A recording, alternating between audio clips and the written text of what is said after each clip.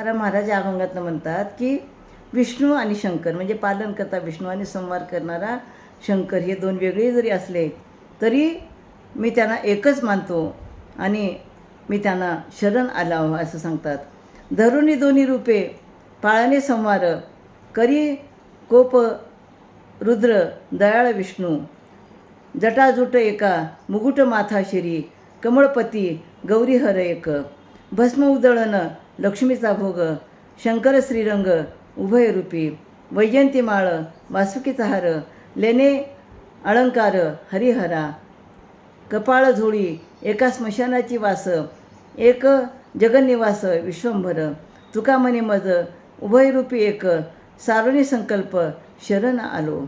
तर काय म्हणतात या ठिकाणी, ह्या विश्वाचे पालनपोषण करणारा आणि संहार करण्याकरता देवाने दोन रूपे धारण केली आहेत. ती म्हणजे रुद्ररूप भगवान शंकर आणि दयाळू भगवान विष्णू. भगवान शंकर कोप धरून संहार करतात तर भगवान विष्णू दयाळूपणाने पालन करतात. एकाच्या डोक्यावर जटा आहेत व एकाच्या डोक्यावर मुकुट आहे. एक पार्वतीचा पती आहे तर एक कमळापती म्हणजे लक्ष्मीचा पती आहे. एकाच्या अंगावर भस्माची उधळण झालेली आहे तर श्री विष्णू लक्ष्मीसहित विराजमान असतात. याप्रमाणे भगवान शंकर आणि भगवान विष्णू हे उभय रूपाने एकच आहेत. एकाच्या गळात वैजयंतीमाळा आहे तर एकाच्या गळात वासुकी सर्पाचा हार आहे. भगवान शंकराच्या हातात एक नरकवटी आहे, काखेत झोळी आहे आणि स्मशानात वास करतात.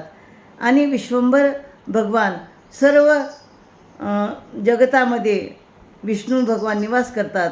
तुकाराम महाराज म्हणतात की भगवान शंकर आणि भगवान विष्णू हे दोन असले तरीही मी त्यांना एकरूप मानतो. मी सर्व प्रकारचे संकल्पे बाजूला सारून त्यांना शरण आलेला आहो. म्हणजे भगवान शंकर आणि विष्णू हे दोन रूप जरी वेगळे वेगळे असले तरी मी त्यांना एकच मानून मी त्यांना शरण आला आहो असं या अभंगातून सांगतात. रामकृष्ण.